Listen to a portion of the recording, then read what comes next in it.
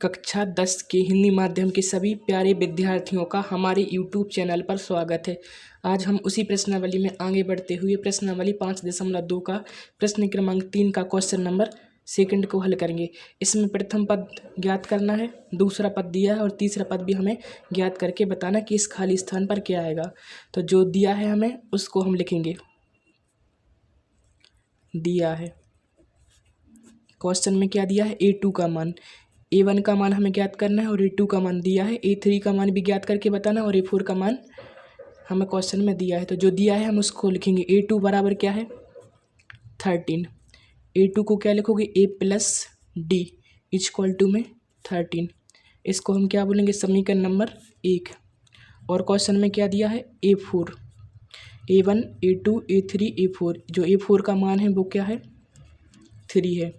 A4 को क्या लिखोगे तोड़ के, A plus 3D equal to 3, समीकरण नंबर 2।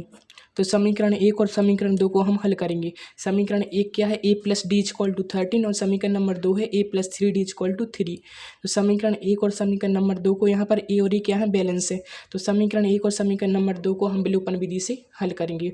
समीकरण 1 में से समीकरण क्या करेंगे, 2 को माइनस करेंगे तो A से A कैंसिल हो जाएगा, सिर्फ क्या निकलेगा D का मान। तो यहाँ पर क्या लिखेंगे, समीकरण 1 माइनस समीकरण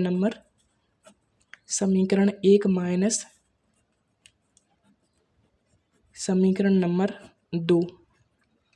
समीकरण 1 कौन सा है, J है। तो इधर पे क्या लिखोगे, A plus D equal to में 13 और समीकरण नंबर 2 है J, तो इसको लिखोगे A plus 3D equal to में 3, समीकरण नंबर 2।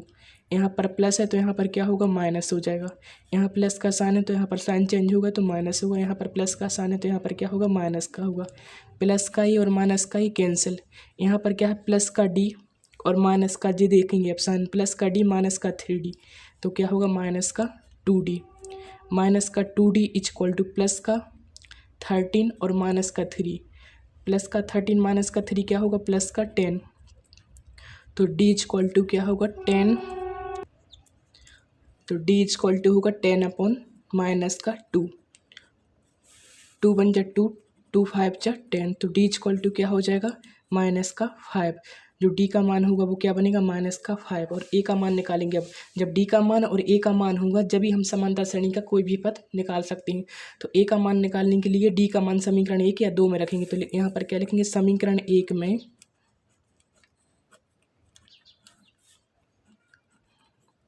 D का मान रखने, समीकरण 1 में D का मान रखने पर, समीकरण 1 कौन सा है, J है, A plus D equal to 13। तो A का ये रहेगा, लेकिन D के प्लेस पर क्या लिखोगे, माइनस का 5 इक्वल टू क्या बनेगा 13। तो A प्लस माइनस का 5 इक्वल टू 13।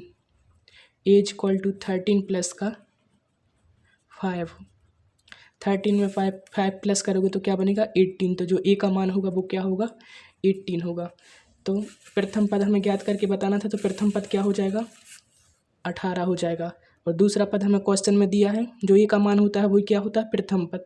तो प्रथम पद तो 18 हो जाएगा जो A का मान है। और दूसरा पद भी हमें क्वेश्चन में दिया है, लेकिन तीसरा पद हमें ज्ञात करके बताना है और चौथा पद क्वेश्चन में दिया है। तो पहला पद तो क्या हो जाएगा, जो A का मान होगा, A का मान क्या है 18, तो प्रथम पद क्या होगा 18 हो जाएगा। इसके बाद हम कौन सा निकालेंगे, तीसरा पद, क्योंकि तीसरा पद भी हमें ज्ञात करके बताना है। तो यहाँ पर क्या लिखोगे, तीसरा पद A3 बराबर में क्या होगा, A प्लस 2D। तीसरे पद का फॉर्मूला क्या होता है, A प्लस 2D। तो A का मान क्या होगा 18 प्लस 2 इंटू D का मान क्या है, माइनस के 5। जी निकाला, D का मान माइनस का 5। तो इधर पे क्या बनेगा, 18 प्लस माइनस 5 2 जा 10 प्लस का 18 और माइनस का 10 क्या होगा, प्लस का 8 होगा। जो तो तीसरा पद होगा समांतर श्रेणी का वो क्या बनेगा, 8 बनेगा। तो यहाँ पर क्या आएगा 8। तो इसमें प्रथम पद ज्ञात करके बताना था और तीसरा पद हमें ज्ञात करके बताना था। तो थैंक यू। वीडियो को लाइक करें और चैनल को सब्सक्राइब करें, जिससे आपको समय समय पर वीडियो मिलती रहे।